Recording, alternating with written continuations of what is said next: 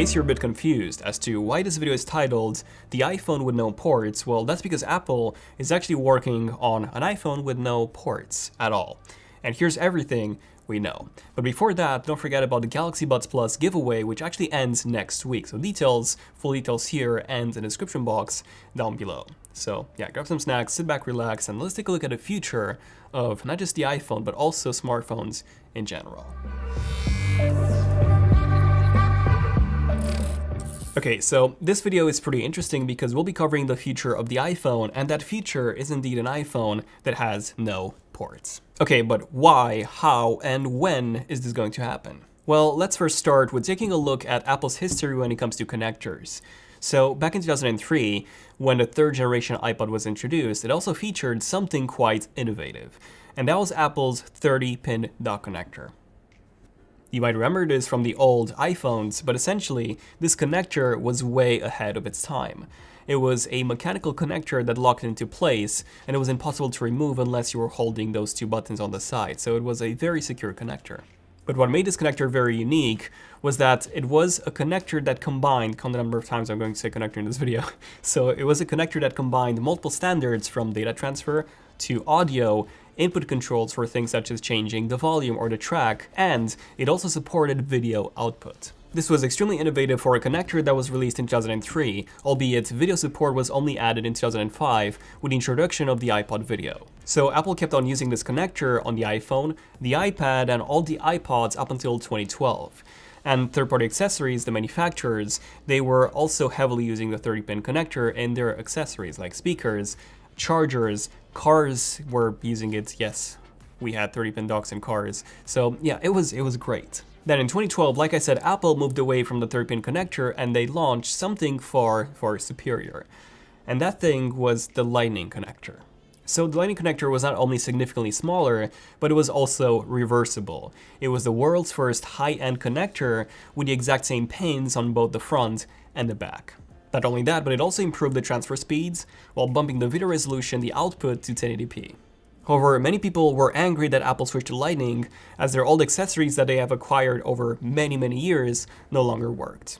Now, Apple did actually sell a 30-pin dock connector to Lightning adapter, but for some reason people were still upset, even though Lightning was vastly superior to the old 30-pin dock.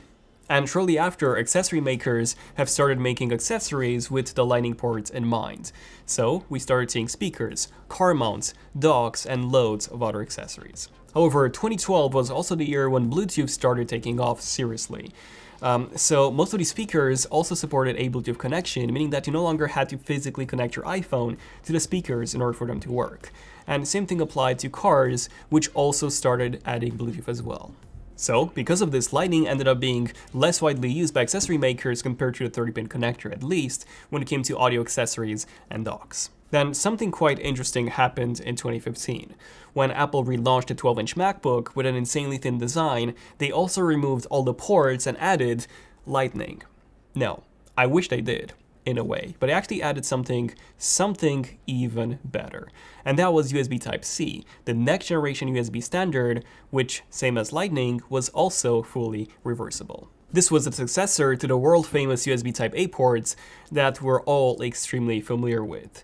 But it was also the successor to micro USB, which is what loads of smartphones were using at that time. And USB Type-C was also a much more beefed up version of Lightning, adding up to 100 watts of charging, USB 3.0 transfer speeds from USB 2.0, so that's a pretty big difference, 4K video output support, all in a single small connector that was also fully reversible. So yeah, brilliant. And shortly after, Apple started implementing USB Type-C heavily. In 2016, when they launched the 4th generation MacBook Pro, they removed all the ports, with the exception of the headphone jack, and they replaced all of them with 4 USB Type-C ports. Now, these ports were a more special version than what the 12-inch MacBook introduced the year before, and it's because they were actually Thunderbolt 3 ports. In English, the transfer speeds were now 40 gigabits per second, up from 10 gigabits per second that we had with USB Type-C. So yeah, they were 4 times as fast than what we got a year prior. So, in 2017, when Apple was readying up to launch the innovative iPhone X, everyone was expecting Apple to finally switch from Lightning to the more standard USB Type-C, especially that around that time, we also started seeing smartphones implementing this new standard, USB-C. And the whole idea was perfect, having one connector, one single charger that you would use with your device, and any device for that matter, your laptop, your camera, your smartphone, everything. But when the iPhone X launched, to the surprise of many people, it still had Apple's Lightning port from 2012. Luckily, Apple did add wireless charging, which, keep in mind, Android phones have actually had for many years before. And Apple just added it to the iPhone X and the iPhone 8, which were actually announced both at the same time at the 2017 event. But yeah, USB Type-C was nowhere to be found. Then, in 2018, Apple launched the iPhone X equivalent to the iPad, the third generation iPad Pro, which, just like the iPhone X, had no home button anymore. It had a full screen display with a full gesture-based navigation system and also Face ID. And with this massive change, Apple also updated the Lightning port to USB Type-C. So now all the modern Macs, the new 2018 MacBook Air, the new 2018 Mac Mini, the MacBook Pros, pretty much everything, every modern Mac had a USB Type-C port, and the newest iPad as well, it also had one. However, the 2018 iPhones, the iPhone XS's, they still came with a Lightning port. USB Type-C was still nowhere to be found on the iPhone. And here's the thing. We've seen many reports throughout the years that Apple will finally be switching to USB Type-C the following year, but that never ended happening. After Apple updated the iPad Pro with USB Type-C in 2018, everyone was pretty much sure that Apple would have to switch to USB Type-C in 2019. But after countless of reports and even leaks on this, Apple still hasn't done so. So you might be wondering why. Why is Apple so stubborn when it comes to switching to USB Type-C on the iPhones, whereas on all the other devices that they sell, they were actually one of the first tech companies in the world to switch to USB Type-C, which doesn't make any sense. Well, that reason is actually quite simple, and it starts with R, and it's not my last name, it's actually revenue. So unlike USB Type-C, which is an open standard, Lightning was fully developed by Apple, which means that whenever a third-party manufacturer wants to make a Lightning accessory for the iPhone, or just a charger, or even a single cable, they would need to pay Apple a licensing fee for every single sale that they make. And rather than this being, I don't know, a 10% fee for every accessory, it's actually a flat fee of $4, which is a lot. Like, this is why you cannot find any cheap Lightning cables, because all the legit ones, the ones approved by Apple, which legally they all have to be, all of those manufacturers have to give Apple $4 for every single Lightning cable or Lightning accessory that they sell. Now, according to LifeWire, more than 2.2 billion iPhones have been sold between 2007 and 2018, out of which 217 million were just sold in 2018 alone. Okay, now let's say that 5% of those users buy a third-party Lightning cable, or even if they don't buy a cable, let's say that 5% in total buy a Lightning accessory, any sort of Lightning accessory, a third-party charger, an external battery, and so on. That's already 10.8 million accessories, which would translate to $432 million in revenue just from third-party accessories and for Apple licensing accessories in 2018 alone. Now, if you multiply that by the number of full years that Apple has been selling Lightning devices for, so that would be 2013 and 2019, so full years, this is 7 years, that's already over $3 billion in revenue, again, just from licensing Lightning. But it's extremely likely that that number is way higher than that. I mean, how many of you have an external battery pack? And how many of those actually came with Lightning cables in the box? Like, most of those actually come with very short Lightning cables. So yeah, there you go. Apple does state publicly that the reason why they don't want to switch is because customers will be annoyed that they, already have loads of Lightning accessories, but come on, Apple. Unlike the 2012 switch, where Lightning was something that didn't exist on the market, it was something completely new, USB Type-C is already widely adopted. So the switch to USB Type-C would be even more hassle-free than in 2012, and also less hassle-free than not switching to USB Type-C in the first place. This way, all of your Apple devices would charge with the same charger and the same cable. Yes, no need to carry a separate Lightning charger and cable just for your iPhone. Now, speaking of this, the European Union does actually want to implement a law that would require all manufacturers, so in the European Union, so all smartphones, all tablets, and also all the portables, such as very likely laptops, they would require all of those to have a unified connector, so a USB Type-C port for charging. This is in order to reduce confusion for customers. Also for the fact that, it's really awesome to just be anywhere, and let's say you forgot your cable, you can just ask anyone for a charger and that charger would work on anything. Like, how amazing would that be? And this would also reduce the amount of waste. So this could indeed force Apple to finally switch to USB Type-C, although that might not be really the case. And that's because according to Ming-Chi Kuo, who's been so far an extremely reliable source in terms of upcoming Apple products, stated that Apple will actually be fully launching a wireless iPhone, yes, a fully wireless iPhone in 2021. And that instead of switching to USB Type-C, they would actually skip it entirely and just go fully wireless instead. And it's not just Ming-Chi Kuo saying this. Barclays analyst Blaine Curtis, who's had a pretty good track record in the past, he also stated the same thing, that according to his inside sources, Apple would be releasing at least one new iPhone model in 2021 that would remove the Lightning port, which could result in the wired earpods being removed from the box entirely, which points towards, the iPhone having no port, which again points towards a fully wireless iPhone. Okay, so I do have two comments here. The first one being that, yes, this does mean that the big 2020 iPhone redesign, the one with the redesigned frame and the new AR tracking capabilities on the back, so time-of-flight camera and a smaller notch, yeah, this year's iPhone, the iPhone 12, it would still have Lightning. And my second comment is that, okay, this is definitely the future. But a real question is, would it be possible to do this in 2021? Or is this fully wireless future something that's 5 to 10 years further down the line? Well, if Apple does indeed remove the Lightning port, they would indeed gain a tiny bit of space inside, but more importantly, they would be able to have a fully sealed up experience, especially if they decide to embed the speakers underneath the display like some of the other manufacturers have started experimenting with. This means that the 2021 iPhones could indeed be extremely water resistant. But then at the same time, the iPhone 11 Pros, they can actually withstand the submersion of up to 4 meters of water. So that's insane, up to 30 minutes, which is way more than most people would submerge an iPhone into anyways. And besides, water damage isn't even covered under warranty, which is crazy. Yes, if you submerge your smartphone in water, and this applies to any smartphone by the way, even though water resistance is indeed an advertised feature, if you happen to have a faulty unit that, let's say, has a manufacturing defect on the seal and it breaks, well, you can say goodbye to that phone for good, because Apple, nor Samsung, nor Google, or anyone else would be helping you. This is because currently we cannot tell how deep in water the phone was when it broke.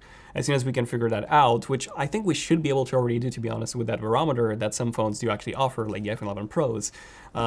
So yeah, anyways, once we get this sorted, that's when we should hopefully start seeing water resistance or water damage being covered by the warranty. But anyways, going back to a fully wireless iPhone, is it even doable? Well, all the iPhones from the iPhone 8 onwards, they do support wireless charging.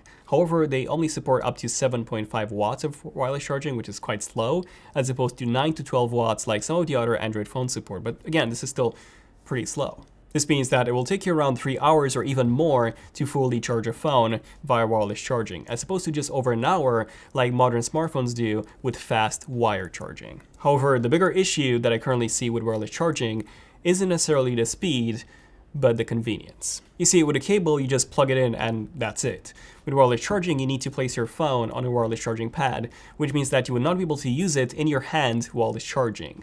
And you can pretty much say goodbye to charging it on the road or charging it via a battery bank, unless you have your wireless charger or a wireless charging battery bank with you. But you see, you would still not be able to charge your phone via wireless charging in your bag, because the wireless charging battery bank would always need to be physically connected to your phone or attached. So yeah, it's a bit of a tricky one unless you use, I don't know, duct tape or some elastic bands or Velcro or something to keep those two attached. Now, did you guys know that the Apple Watch also charges wirelessly? Yes, it does come with a magnetic wireless charging connector that automatically attaches to the back of the watch, and this is how it charges. So I do believe that when Apple does actually switch to a fully wireless charging solution on the iPhones, they will be doing something similar to what they've already done in the past with the Apple Watch. A magnetic pad that would automatically snap to the back of the iPhone, which could indeed solve the issue of not being able to use it when it's charging, or the issue with charging it in your bag with a battery bank that could also attach automatically to the iPhone, or at least have some sort of Apple Watch style cable that actually extends from the battery bank that would then magnetically attach to the iPhone. Again, just like it works with the Apple Watch at the moment. This way, Apple could still license that magnetic wireless charging pad to third parties, and trust me, they could charge way more on that than just $5 per unit, because it's way more expensive to manufacture, and the R&D costs are significantly higher.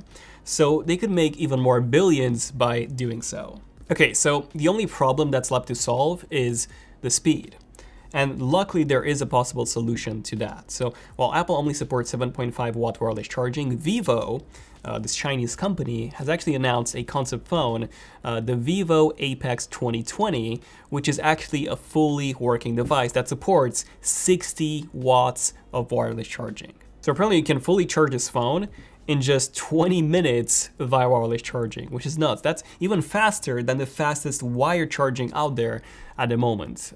So yeah, that's just incredible. So this is something that Apple could indeed implement, as this specific phone, by the way, the Apex 2020, also has no ports at all. So it charges fully via wireless charging. It also has lenses with true optical zoom, so the lenses themselves actually move in order to magnify the image. So that's pretty impressive. And the phone, this one also has a front-facing camera that's underneath the display itself. So there you go. This is truly revolutionary, truly next gen.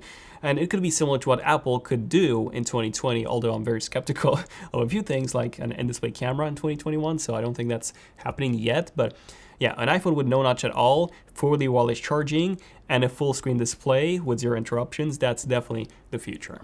Okay, but so far we only have 2 sources reporting on this, Ming-Chi Kuo and Blaine Curtis from Barclays. Now, they both have a very good track record in the past, but still, it's just 2 sources. Well, not anymore, because 95Mac has managed to find a pretty massive feature in the latest beta of iOS 13.4. So apparently there is actually a mention of wireless iOS recovery mode, which should be implemented in the very near future. So at the moment, if you want to restore an iPhone or reinstall the iOS, you would actually have to have it connected to a Mac. But now you should be able to do this fully wirelessly without the need to connect it to anything. So there we go, another hint that Apple is indeed considering switching to a fully wireless iPhone in the near future. So yeah, let me know in the comments your thoughts on a fully wireless iPhone and, a fully wireless future. 5G is just around the corner, actual 5G, millimeter wave, so that's coming in the next few years, as in widely spread. So really excited for that, like over 1 gigabit per second transfer speeds everywhere. So yeah, hopefully in the next 5 years we'll have that everywhere. And I mean, yeah, at that point we would have no need for actual routers in our homes. We would also have no need for, an Ethernet connection, because everything would be pretty much as fast or even faster. So yeah, I'm definitely looking forward to the future. Now, the question is, what other disadvantages do you think a future that's fully wireless will bring to the table? Yeah, definitely let me know in the comments. So if you have enjoyed this video and you want to see more videos like this one, and you want to support the channel and help us with, everything pretty much, then definitely consider becoming a member. You can join the Zone by clicking the join button down there. It only costs you £0.99 a month. This is actually the lowest that YouTube lets me select. And you also get access to some really cool badges next to your name that evolve the longer you've been a member for. And anyone can see the badges, you can see the badges, everyone else can see them, and I can see them as well. So it's quite easy to read those comments. So yeah, thank you to everyone. And we're actually approaching 1 million subscribers very soon. So really excited for that. We'll have something special for when that happens, so definitely stay tuned. But yeah, 1 million is coming soon, like I said. Definitely subscribe notifications if you want to support the channel that way and be notified when a new video comes out. But yeah, this has been pretty much it. So thank you for watching. I'm Daniel, and I'll see you guys in the next one. ZONEofTECH signing out. Cheers.